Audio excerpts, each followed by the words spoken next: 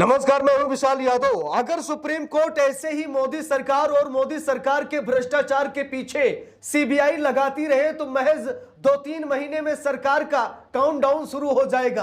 दोस्तों, बड़ी खबर सामने आ गई है। सुप्रीम कोर्ट ने दिल जीत लिया है। मोदी सरकार की नाक के नीचे चल रहे भ्रष्टाचार, बड़े बड़े घोटाले के पीछे सुप्रीम कोर्ट ने सीबीआई को लगा दिया है। और दोस्तों, मुझे बड़ी खुशी है सुप्रीम कोर्ट की जजमेंट, इस फैसले से आज हजारों हजार लोग खुशी से झूम उठे। हम लोगों को मालूम है कि हर एक सेक्टर में भ्रष्टाचार चल रहा है। कोई ऐसा सेक्टर नहीं, कोई ऐसा डिपार्टमेंट नहीं, कोई ऐसी संस्था नहीं। भाई, हर जगह घूसखोरी, यहां तक कि ड्राइविंग लाइसेंस बनवाने चले जाओ तो वहां भी आपको देना पड़ता है। ठीक है, मतलब हर एक जगह पर भ्रष्टाचार, पैसे का बोलबाला है। और प्रॉपर्टी डीलिंग की तो बात ही मत कीजिए।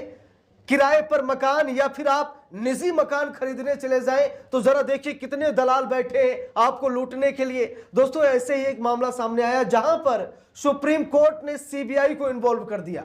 यह समझ लीजिए कि मोदी सरकार की तरकस का वो तीर सुप्रीम कोर्ट ने चलाया है, जो तीर प्रधानमंत्री नरेंद्र मोदी विपक्षी नेताओं पर चलाते हैं। ईडी सीबीआई की धौंस दिखाते हैं, उठाकर उन्हें जेल में डालते हैं। बस वही तीर सुप्रीम कोर्ट ने चला दिया है। खबर देखना चाहेंगे, नवभारत टाइम्स की रिपोर्ट है और लिखा भी है, सुप्रीम कोर्ट के आदेश पर सीबीआई की बड़ी कार्रवाई, 47 ठिकानों पर छापेमारी, 22 एफआईआर दर्ज।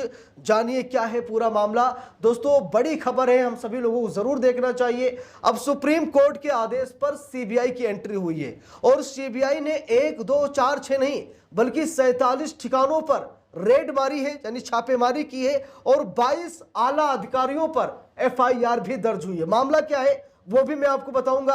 अगर आप भी मकान खरीदने की कोशिश कर रहे हैं, किसी बड़े रिहायशी इलाके में जाकर आप भी मकान खरीदना चाहते हैं, तो ये आपके लिए बहुत बड़ी खबर है। नहीं तो बड़ी लंबी चपत लग जाएगी। सरकार के पास जाएंगे, सरकार नहीं सुनेगी।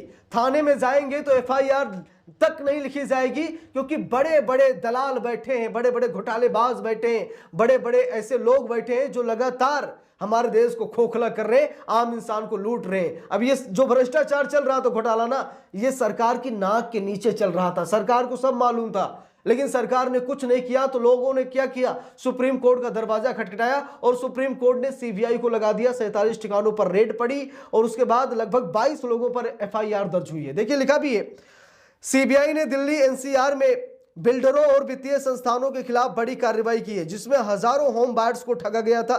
सुप्रीम कोर्ट के आदेश पर 22 एफआईआर दर्ज कर 47 ठिकानों पर छापेमारी की गई। यह कार्रवाई सबवेंशन स्कीम घोटाले से जुड़ी हुई है। तो दोस्तों, बात यह है कि सरकार की नजर में एक सबवेंशन स्कीम चल रही है, जिसमें बड़े रिहायशी इलाकों में जैसे गाजियाबाद, नोएडा, ग्रेटर नोएडा, दिल्ली, एनसीआर, मतलब आप रिहायशी इलाकों में अगर मकान खरीदना चाहते हैं ना, तो आपके साथ बहुत बड़ा फ्रॉड हो रहा है। ठीक है, पैसे आपसे ले लिए जाते हैं, फिर भी आपके ऊपर फाइनेंस करा दिया जाता है। पैसे भी ले लिए और ऊपर से फाइनेंस भी करा देंगे, किस्त भी आप भरेंगे।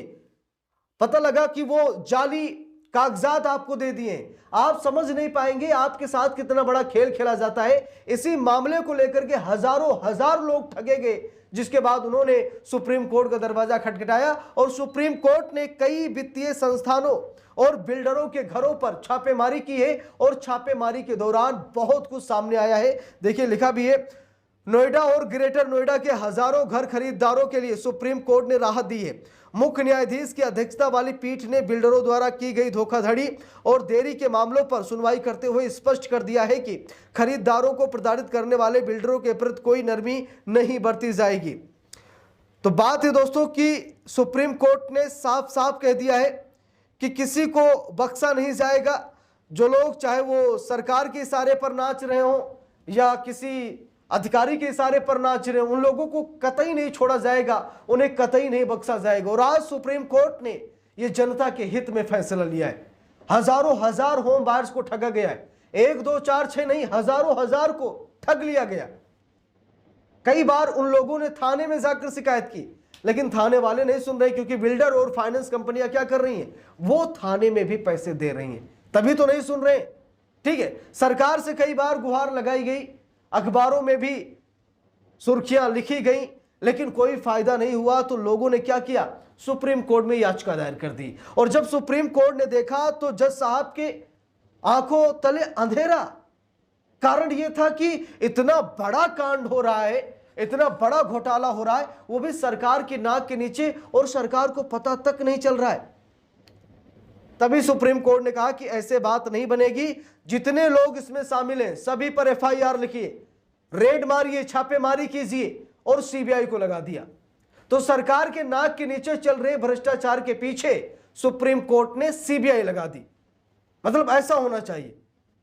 और हम लोगों को मालूम है कोई ऐसी वित्तीय संस्था नहीं, कोई ऐसा डिपार्टमेंट नहीं, कोई ऐसा मतलब कुछ है ही नहीं ऐसा जो सरकार के इशारे पर ना चलता हो। ठीक है, सरकार को जरूर पता होता है।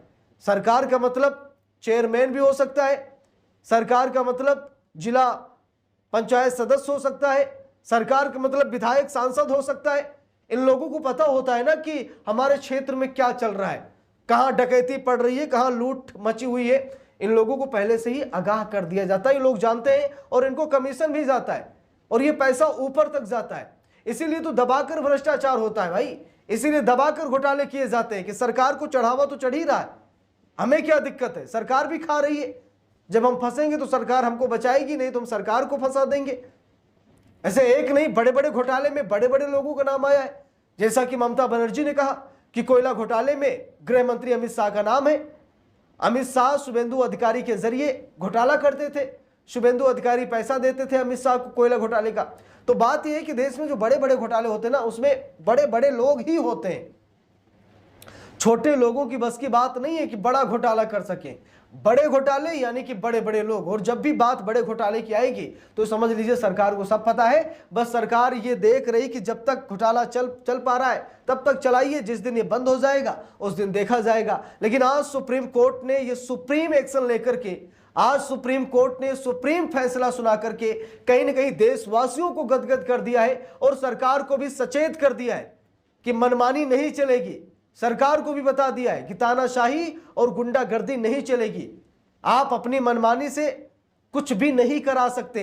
तो ये सुप्रीम कोर्ट का सुप्रीम फैसला है जिससे पूरा देश गदगद है, और ऐसे ही सुप्रीम कोर्ट फैसला सुनाता रहे तो देख लीजिए 2-4 महीने में सरकार लाइन पर आ जाएगी, सरकार पटरी पर आ जाएगी, और सरकार की जो मनमानी चल रही ना 2 मिनट में शांत भी हो जाएगी। लेकिन अब देखना यह है कि इस रेड के बाद क्या कहीं और रेड पड़ती है या कोई और बड़ा घोटाला सामने आता है तो क्या ऐसे ही सुप्रीम कोर्ट सीबीआई को आदेश देगा। बाकी दोस्तों आप सभी लोगों की क्या प्रतिक्रिया है आप लोग कमेंट बॉक्स में जरूर बताइएगा। वीडियो को ज्यादा से ज्यादा लोगों तक शेयर भी कीजिएगा। अगर आप लोग चैनल पर नए हैं चैनल को सब्सक्राइब करके सपोर्ट भी कीजिएगा। सुप्रीम कोर्ट के सुप्रीम फैसले पर आप लोग अपनी राय जरूर दीजिएगा, ठीक है। बाकी सुप्रीम कोर्ट ऐसे ही एक्शन लेता रहे, बस यही प्रार्थना है चीफ जस्टिस से। बाकी आगे जो कुछ भी होगा हम सभी लोग जरूर देखेंगे। तो कमेंट बॉक्स में राय दीजिए, चैनल को सब्सक्राइब कीजिए। मिलते हैं दूसरी वीडियो में, तब तक के लिए बहुत बहुत धन्यवाद।